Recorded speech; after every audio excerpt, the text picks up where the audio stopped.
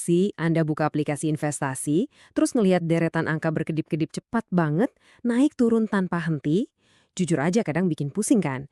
Nah, selamat datang di sesi bedah materi kita hari ini. Kita nggak bakal pakai grafik ribet atau jargon finansial yang bikin dahi berkerut. Kita mau bongkar rahasia di balik angka-angka itu, yang biasa kita sebut order book, pakai sesuatu yang sangat nyata, sesuatu yang bisa Anda bayangkan dan rasakan langsung.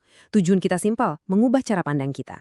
Dari yang tadinya ngeliat pasar saham cuma sebagai arena spekulasi tebak angka, jadi ngeliatnya sebagai tempat transaksi kepemilikan bisnis yang sesungguhnya. Oke, mari kita langsung selami ini. Coba bayangin Anda lagi jalan-jalan di tempat pelelangan ikan pinggir pantai. Waktunya jam 6 pagi.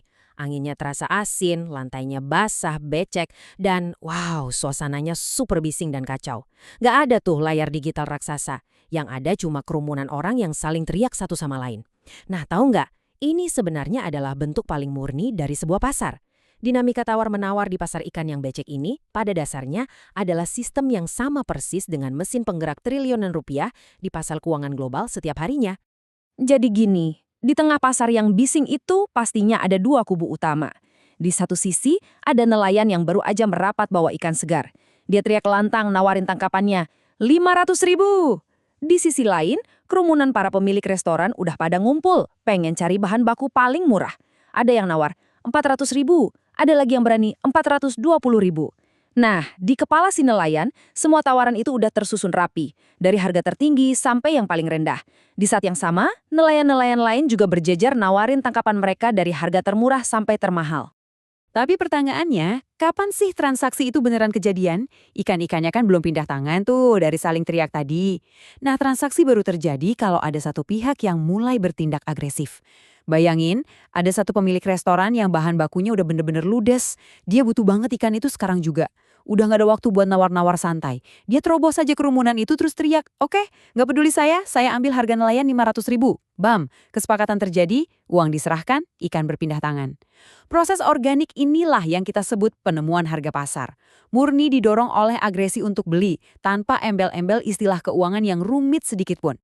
Dan ini dengan sangat brilian ngejelasin apa yang sebenarnya lagi terjadi di layar aplikasi investasi Anda. Pasar ikan tadi itu persis sama kayak apa yang terjadi di bursa saham setiap detiknya. Bedanya cuma di wujudnya aja. Kalau di bursa saham, semuanya serba digital. Sunyi, tapi skalanya jauh lebih gila-gilaan. Memproses jutaan transaksi cuma dalam sekejap mata. Semua teriakan nelayan dan pemilik restoran tadi direkam secara real time, lalu ditampilkan transparan di sebuah daftar antrean digital. Yap, itulah yang kita sebut sebagai order book. Sekarang, mari kita bedah tampilan digitalnya. Kalau Anda lihat order book, di sebelah kiri biasanya ada kolom yang namanya bid atau permintaan. Siapa sih orang-orang di kolom ini? Nah, bayangin aja mereka ini adalah para pemilik restoran tadi. Mereka itu calon pembeli yang lagi antre nawar harga. Dan sistem bursa saham ini adil banget loh. Antrian pembeli ini disusun hierarkis. Siapapun yang berani nawar beli dengan harga paling tinggi, dia otomatis diutamakan dan ditaruh di posisi paling atas. Terus disusul sama mereka yang nawar lebih murah di bawahnya. Terus, di sisi kanan layar ada kolom offer, atau kadang sering juga disebut ask. Ini adalah area penawaran jual. Gampangnya, ini adalah barisan para nelayan kita. Mereka udah punya barangnya. Dalam hal ini, sebuah porsi kepemilikan dari perusahaan nyata dan mereka siap buat jual. Sama kayak sisi pembeli, sistem juga ngurutin para penjual ini. Penjual yang rela ngelepas sahamnya dengan harga paling murah akan dapat posisi puncak antrian. Berjejer rapi, makin ke bawah makin mahal harganya. Nah, kalau Anda perhatiin lebih detail, di sebelah harga itu ada angka lain yang terus berubah-ubah. Itu adalah volume atau jumlah lot. Kita nyebutnya market depth atau kedalaman pasar. Kedengarannya canggih ya, padahal aslinya simple banget. Ini cuma ngasih tahu seberapa besar ukuran kerumunannya. Market depth nunjukin ada berapa banyak orang atau tepatnya antrian lot saham di satu titik harga tertentu. Makin gede angkanya, berarti makin tebal kerumunan orang di situ yang lagi nunggu giliran buat belanja atau jualan. Terus gimana ceritanya antrian panjang ini bisa match jadi sebuah transaksi yang sah? Sistem bursa itu beroperasi pakai aturan main yang super adil, namanya price time priority. Aturan pertama, harga terbaik pasti menang duluan. Pembeli yang nawar paling tinggi bakal dipertemukan sama penjual yang ngasih harga paling murah. Aturan kedua, gimana kalau ada 10 orang nawar di harga yang persis sama? Disinilah elemen waktu masuk. Siapa yang masukin instruksi paling cepat ke sistem, dia yang menang. Dan aturan ketiga, begitu harga keduanya ketemu, persis kayak restoran yang nebus harga nelayan tadi, deal terjadi. Angka itulah yang bakal dicetak sebagai last price atau harga terakhir sahamnya. Nah, ini bagian yang paling menarik. Gimana tumpukan antrian tadi bisa ngaruh ke pergerakan harga? Kadang-kadang Anda bakal nemuin volume bid atau offer yang tebel banget, bisa sampai puluhan ribu atau ratusan ribu lot numpuk di satu titik harga. Secara visual dan psikologis, ini tuh bertindak kayak tembok batu bata raksasa. Bayangin kalau tembok tebel ini ada di kolom offer atau penjual. Harga saham bakal susah banget buat naik, soalnya pembeli harus bahu-membahu memborong habis ratusan ribu lot itu sebelum harganya bisa merangkak naik walau cuma satu tingkat.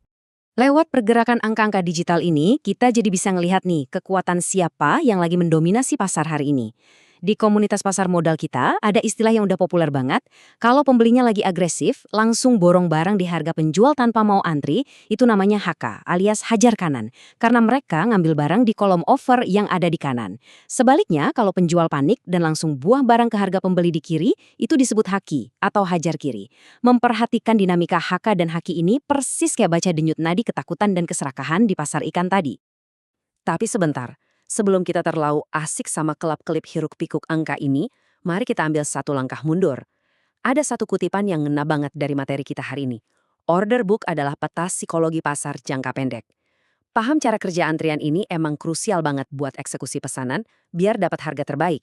Tapi pada akhirnya, pergerakan naik turun yang Anda tonton di layar itu cuma sekedar kebisingan sementara.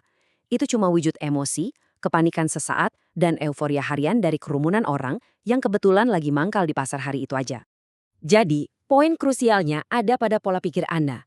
Kalau Anda punya mindset seorang pemilik bisnis sejati, Anda nggak bakal membiarkan diri gampang terdistraksi cuma karena teriakan tawar-menawar harian di pasar ikan ini.